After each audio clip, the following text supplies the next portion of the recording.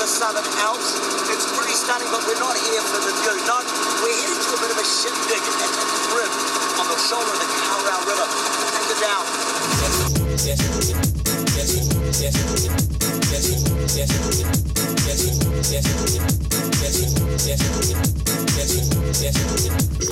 Why Queenstown, I hear you ask? Well, because this is the home of the world's very first Winter Games, and you and I, my friend, are about to crash a pretty special party.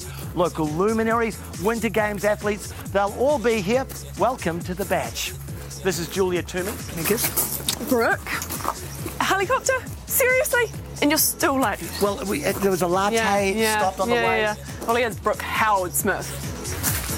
Follow me. On The Batch this week, we meet some of New Zealand's hottest snow athletes attending the first ever Winter Games. Fletch and Vaughan from The Edge are in the house, along with stuntman Chuck Berry.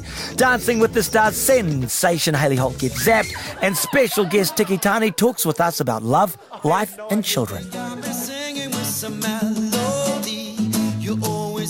Black and white, nice light coming down, holding my son. And, Will Smith, like the Will Smith, like the... You know. You're my queen and baby girl, I'm your king.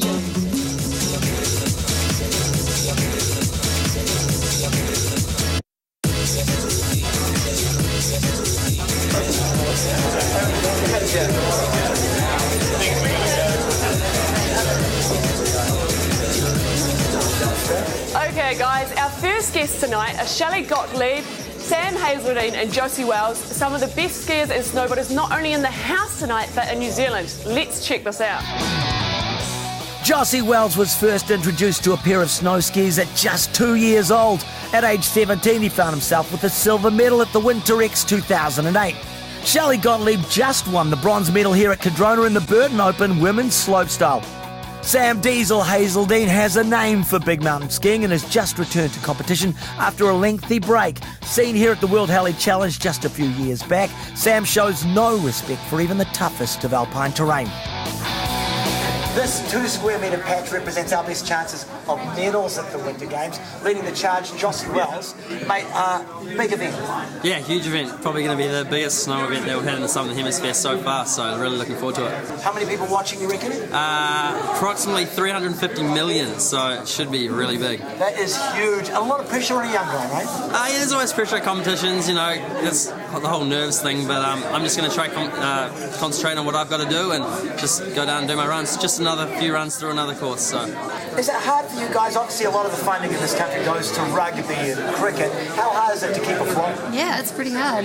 It does seem to be pretty focused on that, but that's why we're trying to bring up the profile and do well and show that our Kiwi riders are as good in the world stage, and that's how we're going to change everyone's minds. Of course, Sam Hazeldine, he's just been lurking here in the background. That's right. Of course, one of the, I guess, the older statesmen of skiing. You've been in it for a long time. And for you, would you say this is your swan song, the Winter Games? I'd say this, I wouldn't look at this as my swan song, but listening to these guys, you know, we were talking results recently, this, that and the other. I haven't had any results recently.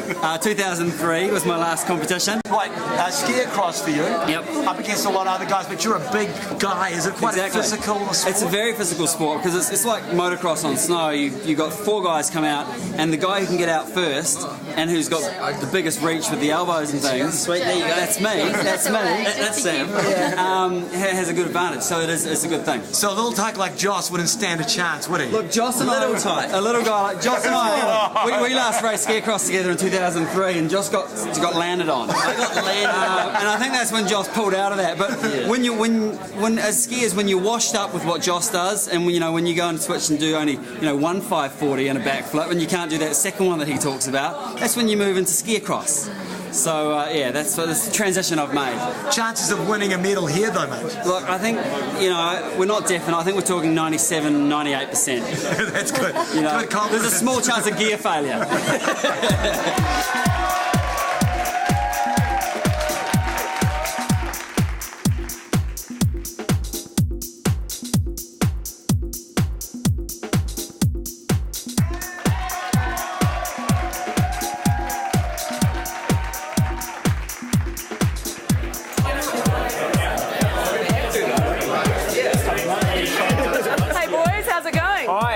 Are there? Our next guests are Fletch, Vaughan and Will from The Edge. Now, these guys are always the nominees and not quite the winners of any radio awards. A bit rough. Oh, you guys actually told me to say that. Yeah, we were attempting awkward humour. Oh, at work. Yeah. Okay, before we go, top 5 things that Fletch and Vaughan would do in Queenstown before they die. Food. Winnie Bakers. And Come to Queenstown and do nothing but eat. Winnie Bakers when the roof opens, it's snowing, amazing. Joe's Garage, great coffee, and what else? Food burger. Oh my god, the wines here are always amazing. I would say snowboarding. Yeah, you've seen the mountains as well. There's mountains here. Yeah, there is. He sees the mountain mostly from the cafe, as I would say snowboarding the Bird and Stash at the Remarkables on a powder day, absolutely amazing. And I'd also say taunting the Earnslaw, that big ass boat that chugs across the lake, blowing out smoke and running mostly on coal. No. Very authentic, but very bad for the environment. You turn a blind eye to that. The locals love it. Don't in front of the locals, but if there's a bunch of tourists, feel free to slag the Earnslaw. Very nice. We'll be right back after this break. That's right. Hayley Holt, Tiki Tane. Keep watching. We'll see you soon. It's like driving really, really fast in a big, super fucking V8. You know, that's what it's kind of like. It's like, whoa.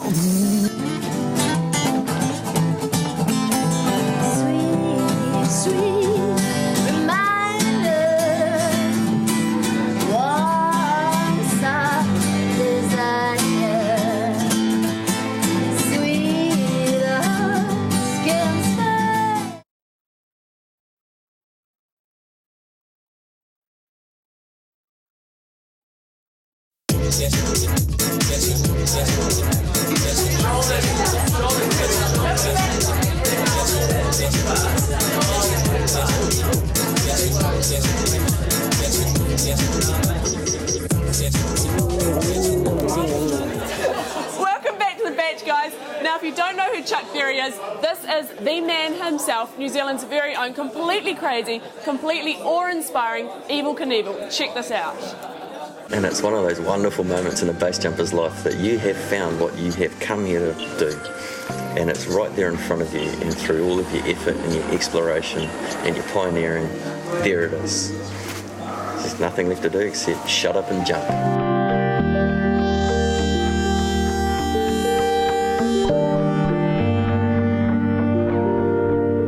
Have a good one, buddy. Woohoo!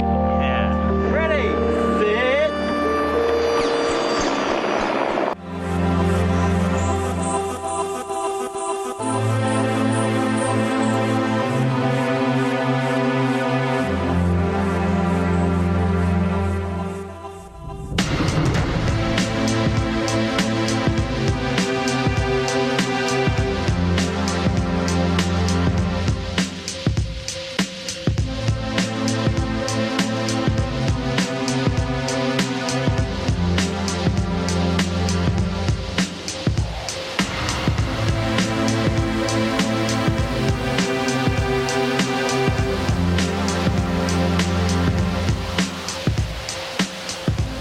Okay, so Chuck Berry with us now. What's base jumping, Pico? Base jumping is jumping from fixed objects, and base stands for building, antenna, span, like a bridge, and earth. I got everyone schooled up for this. Okay, now you guys took it to a new level recently. You actually jumped below ground.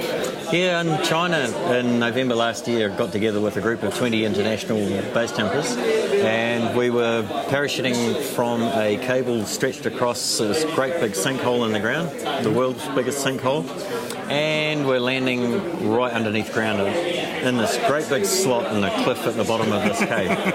Unbelievable. How surreal was that? That was amazing. You spend all your time parachuting above ground and landing in big flat areas, so we actually jump into something that's this shape. It gets skinnier and skinnier at the bottom, and you've only got an area a little bit bigger than this courtyard we're in here to actually land in. That's pretty amazing, mate. And so now how do you find yourself doing this? Like, you just don't wake up one day and go, I'm going to base jump, right? No, it takes a lot of years of